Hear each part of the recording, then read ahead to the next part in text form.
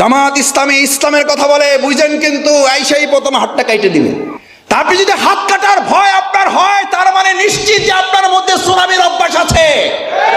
সোরামির অভ্যাস, নেশাখোরের অভ্যাস, ধর্ষণ করার অভ্যাস আপনার মধ্যে আছে বলে আপনি ইসলামকে ভয় পান।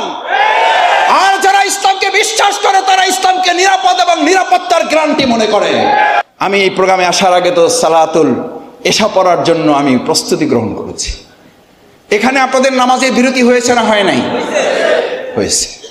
কেন? আমাদের আল্লাহর হক আছে, মানুষের হক আছে, আপনাদের হক আছে।